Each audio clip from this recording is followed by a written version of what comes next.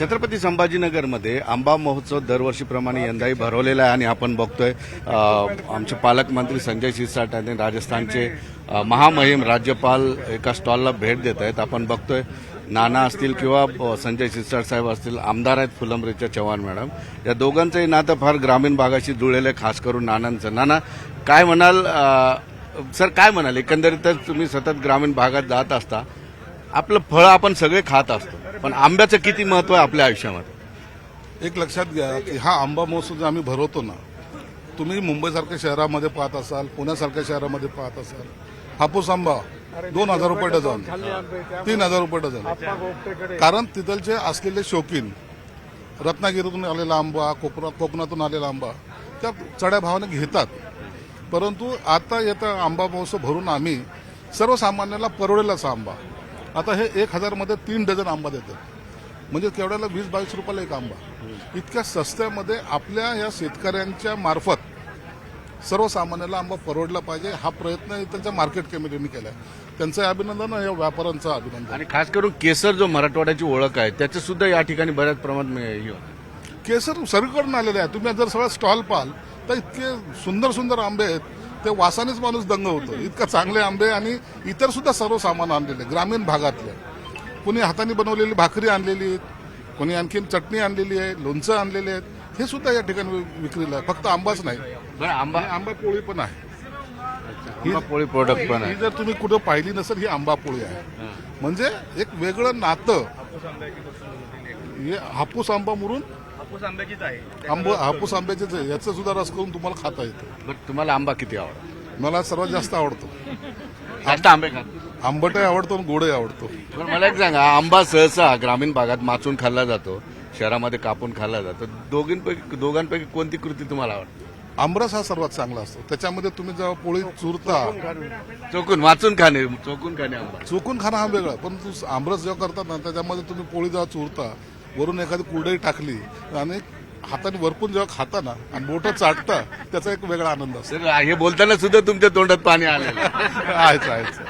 निश्चितपणे राजस्थानचे महामहिम आहेत या ठिकाणी. नाना, तुमचं ग्रामीण भागाची नातं कसं हे काही सांगायची गरज नाही. आणि आंबा महोत्सवाला तुम्ही राज्यपाल जरी झालात तरी या ठिकाणी आवर्जून उपस्थित राहिला. नाही, मार्केट कमिटीचं आज या ठिकाणी आंबा महोत्सवाचं उद्घाटन केलं. कारण ते योगागर मी काल दुसऱ्या कामाला आलो होतो आणि तो दिवस बघून त्यांनी उद्घाटन आज ठेवलेलं आहे. आणि दरवर्षी आपण या ठिकाणी आंबा महोत्सव करतो. खरं म्हणजे एक अपेक्षा आहे की संभाजीनगरच्या नागरिकांना डायरेक्ट कोकणातला आंबा या ठिकाणी मिळावा, आणि म्हणून हा आंबा महोत्सव आपण आयोजित केलेला आहे. आणि दरवर्षी चांगले स्टॉल येतात. आज थोडा महागाई दिसतो, त्याचं कारण असं आहे की आंबा जरी आला तरी त्याला अनेक संकट आहे. पाऊस पडतो, गारपीट होती, रोग येतो, आणि त्याच्यातून उत्पन्न कमी झालं की त्याचे भाव वाढतात. ज्या मालाचं भाव म्हणजे उत्पन्न कमी, त्याचे भाव वाढणार. ज्याचं उत्पन्न जादा, त्याचे भाव कमी होणार. हा सगळा लिखित नियम आहे आणि वस्तुस्थिती पण तशीच आहे. त्यामुळे कोकणात यावर्षी आपण बातम्या ऐकल्या होत्या की कोकणातला आंबा महाग होणार आहे, त्यामुळे तो महाग आहे. आणि म्हणून हा आंबा महोत्सव आपल्याला त्याचा फायदा. नाना, तुमच्या खाण्याच्या रेसिपी सुद्धा लोकांना माहिती आहे, अगदी कॉमन आहेत. तुम्हाला बाजरीची भाकरी आणि दूध चुरून खायला फार आवडतं. आंब्याचा रस कसा? नाही, आंब्याचा रस खूप आवडायचा. आंबा माझा खरं म्हणजे वीक पॉइंट आहे. पण आता मी कमी केलं की डॉक्टर सांगतात तुमची साखर वाढली. तेव्हा साखर वाढली तर आंब्याने पण साखर वाढते, आणि या हापूसची तर मला वाटतं जादा वाढते. पण काय, एक शेवटचा तुम्हाला पण प्रश्न विचारतो, लहानपणाच्या आंब्याबद्दलची काय आठवण असू शकते? लहानपणी प्रश्न. नाही, आंब्याबद्दल तर इतके आंबे खाल्ले, झाडावर चढून खाल्ले, दगडाने पाडून खाल्ले, चोरून खाल्ले लहानपणी? चोरून तर नाही, पण शेतात जाऊन. चोरून तर नाही. त्याला तिकडे त्याला चोरणं म्हणत नव्हतं. त्याला 5-6 पोरं जायचो, दगड मारायचे आणि आंबे पाडायचे. आणि 5-6 पोराचं कामच असतं ते. तोच प्रश्न आहे तुम्हाला. लहानपणी आपण खोडी करतो. नाना म्हटले ते बरोबर आहे, ग्रामीण भागात चोरून म्हणत नाही. कुठल्याही आंब्याला कुणी जाऊन खाऊ शकते, एवढं मोठं मन शेतकऱ्यांचा नाही, तो काळच वेगळा असतो. लहानपणामध्ये उन्हाळपणामध्ये आपल्याला आंब्याच्या झाडाकडे जायचं किंवा कैरीच्या या चिंचेच्या झाडाखाली हे दोन जे फळं आहेत ना ते लहानपणी आवडणारी फळं असतात म्हणून आंब्यात सुद्धा आम्ही पाहायचो. आताची सारखी बाग नव्हती. आता 5 फुटाचं जरी झाडं असलं त्याला लदबद आंबे असतात.